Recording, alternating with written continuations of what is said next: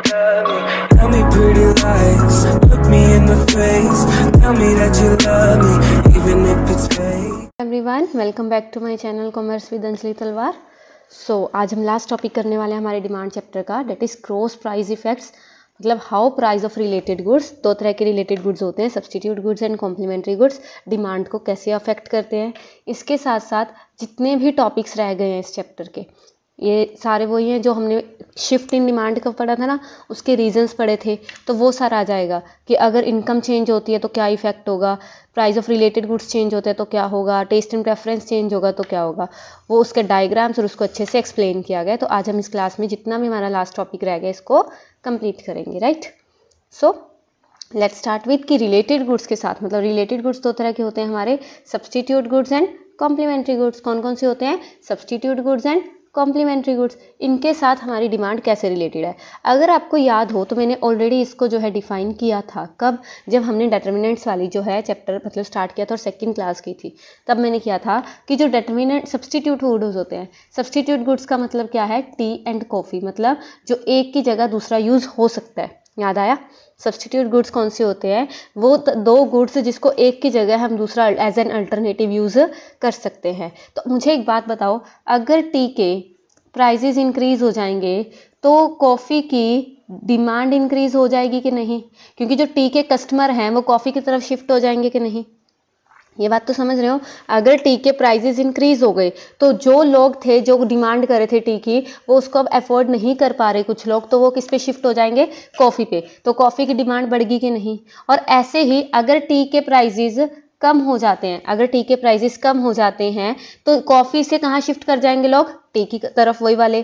तो डिमांड क्या हो जाएगी? कम हो जाएगी। तो यहाँ से जो मेन बात हमें पता लग रही है वो ये है कि as price of a substitute good increases, the price of another substitute, the demand for another good, क्या है ये? Substitute good also increases. So there is a positive relationship between price of X and quantity of Y.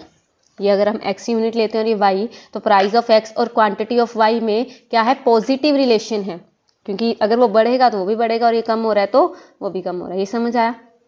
Easy. तो पढ़ लें इसको, ये क्या कहता है, देखो।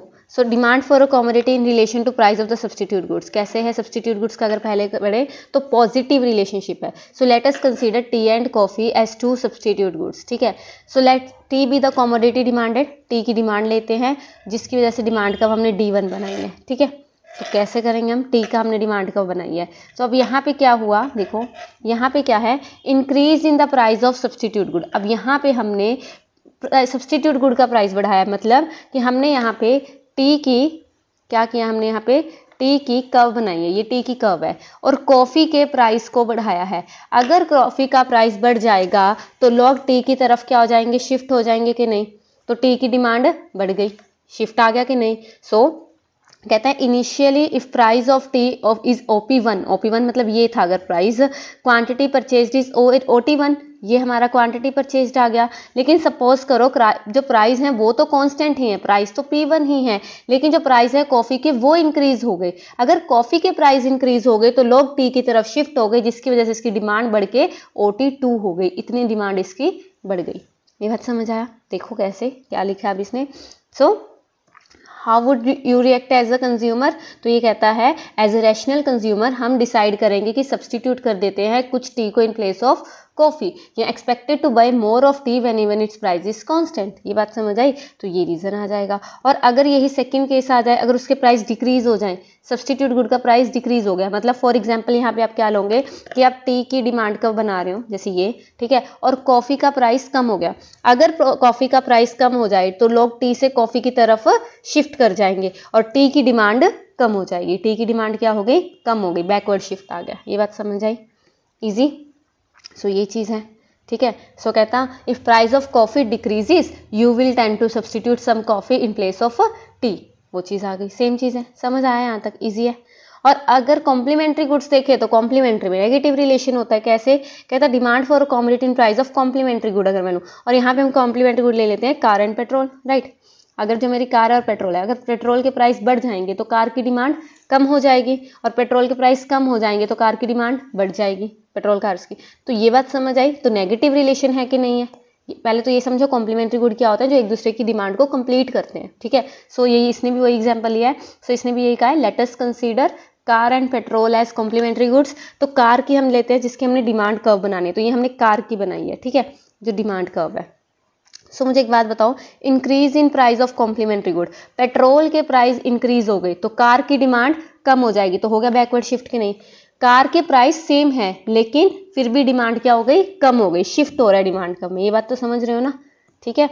तो ये बात समझ आई। And second one, decrease in price of complementary goods, यहाँ पे क्या हुआ, जो कार के प्राइस हैं वो तो हमने सेम ही रखे लेकिन पेट्रोल के प्राइस गिर गया, पेट्रोल का प्राइस कम हुआ तो कार की डिमांड ऑटोमेटिकली इंक्रीज हो गई, होगी कि नहीं होगी डिमांड इंक्रीज, फॉरवर्ड शिफ्ट हो गया। ये बात समझ आई, इजी, ठीक है। अब आता है नेक्स्ट, ये हमने देखा था अभी रिलेटेड गुड्स, मतलब सब्स्टिट्यूट गुड और कॉम्प्लीमेंट्री गुड का आपस में रिलेशनशिप। अब हम देखेंगे इनकम और डिमांड का रिलेशनशिप, किसका, इनकम और डिमांड का रिलेशनशिप। सो इनकम और डिमांड की अगर मैं बात करूं, देखो दो तरह के गुड्स होते हैं, मैंने आपको पहले भी बताया है। दो तरह के गुड्स कौन से होते हैं, एक तो होते हैं बेटा नॉर्मल गुड्स जो हम लोग कंज्यूम करते हैं, ठीक है, एक होते हैं इन्फीरियर गुड्स। इन्फीरियर गुड्स आते हैं थोड़े से जो चीप क्वालिटी के, हम कह सकते हैं कि सस्ते होते हैं लेकिन उनकी क्वालिटी बेकार होती है ना। जो लोग मतलब नहीं अफोर्ड कर सकते नॉर्मल गुड्स, वो इन्फीरियर गुड्स की तरफ मतलब ज़्यादा कंज्यूम करते हैं हम, ठीक है। इसमें बाजरा का एग्जाम्पल लिया है, so don't take it personally, ठीक है, जस्ट एक बुक में एग्जाम्पल है तो उसी से मैं आपको करवाऊंगी, ठीक है।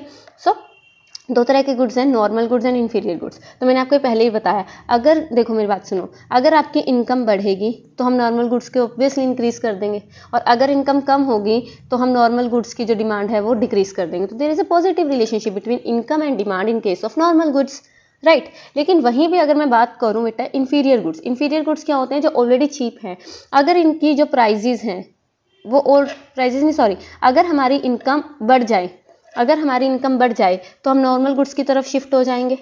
अगर हमारी इनकम बढ़ जाए तो इनकी क्वांटिटी डिमांडेड डिक्रीज हो जाएगी कि नहीं, ये बात समझ आई। और अगर इनकम लोगों की कम हो जाए तो नॉर्मल गुड्स से लोग इन्फीरियर की तरफ शिफ्ट हो जाएंगे, तो इसकी डिमांड बढ़ जाएगी, ये बात समझ आई। तो यहाँ पे क्या है, negative relationship between income and demand of inferior goods, ये ध्यान में रखना, ठीक है। So let's start with book क्या कहती है, हमारी बुक कहती है कि in are as her income rises we generally tend to buy more of goods, more income would mean more pen, more shirts, more shoes, more cars and so on. But यहाँ पे कुछ exceptions होती है, कहता अगर starting में ही हम coarse grain मतलब कंज्यूम कर रहे हैं, बिकॉज हम जो है सुपीरियर वन को मतलब कोर्स ग्रेन हो गया जिसकी क्वालिटी थोड़ी कम है, क्योंकि अच्छी क्वालिटी को हम अफोर्ड नहीं कर पा रहे थे। तो अगर आपकी इनकम बढ़ जाती है तो ऑब्वियस सी बात है आप क्या करोगे, आपका फर्स्ट स्टेप ये होगा कि आप उन इन्फीरियर्स की कंजप्शन कम कर दोगे और नॉर्मल गुड्स की तरफ क्या हो जाओगे, शिफ्ट कर जाओगे, है ना। तो यही चीज़ यहाँ पे आएगी, ठीक है। सो जैसे division of goods into two categories, वही आ गया normal goods and inferior goods. दो तरह के गुड्स होते हैं, normal goods and division goods, इनके इन्फीरियर गुड्स, इनके केस में हमने इसको पढ़ना है। सो अगर मैं नॉर्मल गुड्स की बात करूँ, कहता these are the goods the demand for which increases as income rises. Easy है ये तो नॉर्मल गुड्स हैं, हम जैसे नॉर्मली पहनते हैं, तो वो क्या है कि जैसे ही हमारी इनकम बढ़ेगी हम इसकी डिमांड और भी बढ़ा देंगे, तो नॉर्मल सा है, right. There is a positive relationship between income and demand, तो normal case income effect is positive. तो अगर इनकम इंक्रीज होती है, देखो यहाँ पे, सो अगर इनकम इंक्रीज होती है तो हमारी डिमांड बढ़ जाएगी, और इनकम डिक्रीज होगी तो डिमांड कम हो जाएगी, बैकवर्ड शिफ्ट और फॉरवर्ड शिफ्ट, ठीक है। इनकम बढ़ेगी तो फॉरवर्ड शिफ्ट आएगा, इनकम कम होगी तो बैकवर्ड शिफ्ट आएगा, you can see here, easy. ये है नॉर्मल गुड के लिए। लेकिन यहीं पे अगर मैं इन्फीरियर गुड्स की बात करूँ बेटा, तो इन्फीरियर गुड में उल्टा हो जाएगा, कहता है ये वो गुड्स होते हैं जिनकी डिमांड डिक्रीज हो जाती है एज इनकम डिक्रीज हो जाती है, इनकम ऑफ वेयर राइजेस। तो यहाँ पे क्या होता है, negative relationship between income and demand, ठीक है। सो अगर इनकम बढ़ेगी, यहाँ पे अपोजिट होगा कि नहीं होगा, सो एज इनकम राइजेस, अगर इनकम बढ़ेगी तो डिमांड कम हो जाएगी, और इनकम कम होगी तो इसकी डिमांड बढ़ जाएगी, फॉरवर्ड शिफ्ट हो जाएगा। देखो इंक्रीज इन इनकम है तो बैकवर्ड शिफ्ट है, डिक्रीज इन इनकम है तो फॉरवर्ड शिफ्ट है। Easy, you can see here also, easy है ना, बहुत इजी चल रहा है, ठीक है। अगर आपको मीनिंग क्लियर है तो आपको डिमांड के साथ रिलेशन निकालना कुछ ज़्यादा है नहीं, इजी है बिल्कुल। सो फिर आता है टेस्ट एंड प्रेफरेंस। अब हमारी जो टेस्ट एंड प्रेफरेंस है उसका क्या इंपैक्ट पड़ता है कमोडिटी पे। अब टेस्ट एंड प्रेफरेंस तीन चीज़ों पे डिपेंड है, इंडिविजुअल के लाइक्स एंड डिसलाइक, कि मुझे क्या पसंद है और क्या नहीं, उससे मेरी टेस्ट एंड प्रेफरेंस, मार्केट में क्या ट्रेंड या फैशन क्या चल रहा है, और क्लाइमेटिक कंडीशन। अब ये तो है नहीं कि थोड़ी सर्दियाँ आनी शुरू हो गई और मैं गर्मियों के कपड़े पहन के घूम रही हूँ, तो वो चीज़ तो पॉसिबल नहीं है ना। तो दो तरह के चेंज होते हैं, किसमें दो तरह के चेंज होते हैं, हमारे टेस्ट एंड प्रेफरेंस में। एक होता है फेवरेबल और एक होता है अनफेवरेबल। तो ये बहुत ईजी है। अगर फेवरेबल से टेस्ट हमारा चेंज हो रहा है तो ऑब्वियस सी बात है, अगर फेवरेबल चेंज है तो डिमांड बढ़ जाएगी, फॉरवर्ड शिफ्ट होगा डिमांड कर्व में। और अगर अनफेवरेबल चेंज हो रहा है हमारे टेस्ट एंड प्रेफरेंस में तो बैकवर्ड शिफ्ट होगा डिमांड कर्व में। ईजी, बिल्कुल ईजी है, कर लोगे, ठीक है। तो ये आपका चैप्टर डिमांड कंप्लीट होता है, इसको कंप्लीट कीजिए। मिलते हैं नेक्स्ट क्लास में with new chapter. Thank you so much. Tell me pretty lies.